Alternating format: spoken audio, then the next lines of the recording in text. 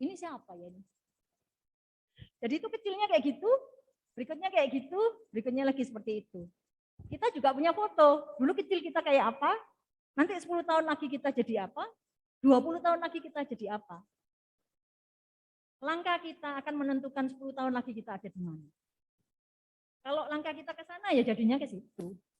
Kalau langkah kita geser dikit, jadinya ke situ enggak? Aku geser dikit loh. Misalnya saya mau ke sana. Kalau kita ikut firman, ikut jalan, Tuhan ingin kita jadi apa? Kita jalan ke sini. Oke. Bosan Tuhan. Nengok diri ya. Ke sana enggak? Kalau diteruskan. Nah, Tuhan ingin apa? Kamu itu ke sana, bukan ke sini. Oh ya, sorry, balik. Balik lagi, bisa? Tapi suatu saat kita bingung, gelap. Gak ada jalan. Berikutnya. Saat ini pun kita sedang bertransformasi. Sekarang masalahnya transformasi kemana? Mau ke kiri atau ke kanan? Adik-adik mau kemana? Kelihatan gambarnya? Mau ke yang atas atau yang turun? Susah loh ke atas, berat. PW, abot. Ke atas apa ke bawah? Nanjak apa turun? Bukannya enak turun. Kalau disuruh milih, belajar atau main game? Apa sih?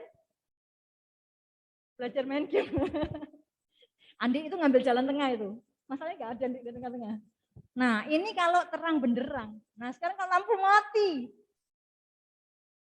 Gelap, malam. Kamu mau kemana? Suatu saat dalam hidupmu kamu pasti akan menemukan kayak gitu. Esther pernah juga ada satu jalan yang bingung. Kemana ini? Kanan atau ke kiri? Ambil keputusan ini apa ini? Ketarik ini, tapi nggak sesuai sama Tuhan. Balik lagi. Tapi aku kepingin ke sana lagi. Tuhan bilang, no Esther, bukan situ jalanmu. Balik lagi. Tapi enak itu temannya banyak. Itu dapat duit lebih banyak.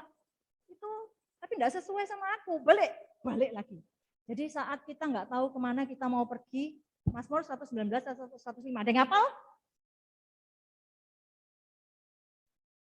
Ada yang hafal? Ini ayat hafalan sekolah minggu ini. Rizky? Mazmurnya besar tuh, 119 ayat 105, ayatnya gede-gede. Habis gini kita hafalin ya. Bagaimana kita tahu kita bergeser kemana saat gelap gulita? Kita bisa duduk di bawah kaki Tuhan, kita berdoa sama Tuhan. Bukan cuma berdoa, ada satu lagi. Apa? Firman-Mu itu pelita bagi kakiku dan terang bagi jalanku.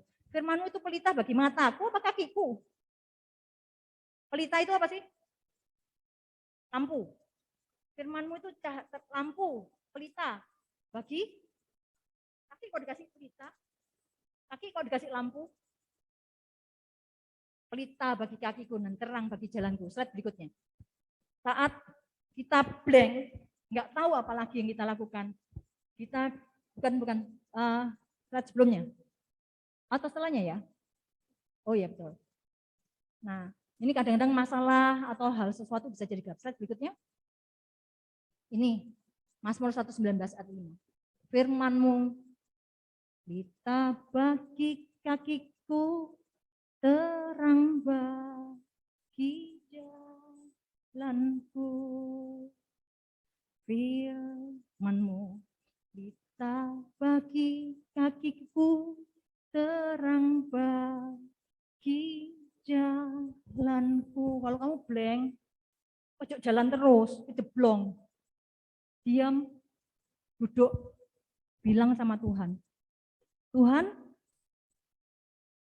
aku anakmu. Who am I? Tuhan sudah menciptakan aku sedemikian rupa karena Tuhan punya rencana. Dan rencana Tuhan yang harus aku lakukan nggak bisa dilakukan orang lain. Karena orang lain nggak ngalami seperti yang aku alami. Tuhan tahu alasan kenapa kamu ngambil keputusan itu. Tuhan tahu kenapa kamu harus melalui sesuatu yang berat. Tuhan tahu air matamu, Tuhan tahu segala pergumulanmu, Tuhan tahu. Dan Tuhan nggak bisa, nggak nemu orang lain seperti dirimu. Tuhan mau pakai kamu. Tuhan mau kamu yang dipilih oleh Tuhan. Dan saat itu kita bisa bilang sama Tuhan, Tuhan ini aku, nggak peduli betapa dosanya aku, betapa rusaknya aku, betapa nggak mampunya aku, betapa gagalnya aku, tapi Tuhan menerima aku apa adanya dan Tuhan mau memakai aku. Firman-Mu itu pelita bagi kakiku dan terang bagi jalanku. Jadi saat kita bertransformasi, saat kita bergeser kemana, ingat kalau Tuhan ingatkan kita akan balik. Tanpa kita sadar kita akan bergeser, terutama saat mata kita tertutup. Teknologi mempercepat kita bergeser, harus bijak-bijak memilih. Terus, lihat, contohnya ini aja dah. Ini apa ya? Kelihatan nggak itu? Kecilan ya? Itu kemarin saya ngambil di apa itu berita? Ada yang baca ya?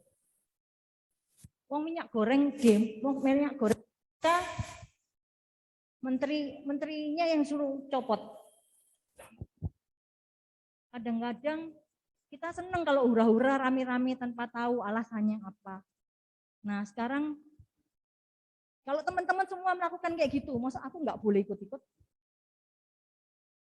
Tuhan bilang, aku punya plan tertentu buat kamu. Justru aku butuh orang seperti kamu untuk kupakai, untuk meluruskan dunia yang mulai bengkok-bengkok, mulai kemana-mana. Tuhan pingin kita jadi berkat, kita memberi nasihat orang-orang supaya jangan sampai mereka hidup sia-sia dan tidak sesuai seperti yang Tuhan mau. Slide berikutnya. Berikutnya lagi. Tak kasih ayat hafalan satu lagi. Nah terakhir ini, 2 Korintus 5 ayat 17. Ayat hafalannya 2 ya. Tadi Mazmur 119 ayat 105, firman-Mu pelita bagi jalanku dan terang bagi jalanku. Satu lagi. 2 Korintus 5 ayat 17. Yang bawah itu. Jadi siapa yang ada di dalam Kristus, ia adalah ciptaan baru. Yang lama sudah berlalu, sesungguhnya yang baru sudah datang. Ini ayatnya tutup tahun mestinya ya. Atau yang mau baptisan. Mau baptisan itu dibilang gini. Jadi siapa yang ada di dalam Kristus, ia adalah ciptaan baru. Ciptaan baru itu apa ya? Yang lama sudah berlalu, sesungguhnya yang baru sudah datang. Ingat nggak waktu ada seorang pemimpin agama namanya Nikodemus datang ke Tuhan Yesus malam-malam, dia takut kalau siang-siang ketahuan orang, kan dia pemimpin agama. Dia datang ke Tuhan Yesus. Guru, apa supaya aku masuk dalam kerajaan surga? Tuhan bilang, kamu harus dilahirkan. Kita baca aja ya, Yohanes 3. Ini tak kasih yang susah dikit. Yohanes 3. Yohanes 3. Yohanes 3 ayat 1. Nah, kalau kamu suka baca firman Tuhan itu pelita bagi kakiku dan terang bagi jalan Tuhan. Firman Tuhan itu akan mengingatkan kita kalau kita salah. Watchman nih salah satu seorang penginjil bilang, Alkitab menjauhkan kita dari dosa, dosa menjauhkan kita dari Alkitab. Kalau kamu rajin baca firman Tuhan, akan menuntun kamu supaya kamu nggak jatuh ke dalam dosa. Seperti tadi, Esther mau ke sini, baca ayat, salah deh, balik sini lagi. Mau sini lagi, salah, balik lagi. Jadi nggak jauh-jauh amat lenceng. Meskipun lenceng pun Tuhan bisa balikin ya. Ini ada seorang Farisi namanya Nikodemus, pemimpin agama Yahudi. Dia datang waktu malam dan berkata, Rabi, kami tahu bahwa engkau datang sebagai guru yang diutus Allah, sebab tidak ada seorang pun yang dapat melakukan tanda-tanda kalau Allah tidak menyertai. Yesus menjawab, aku berkata kepadamu, sesungguhnya apa?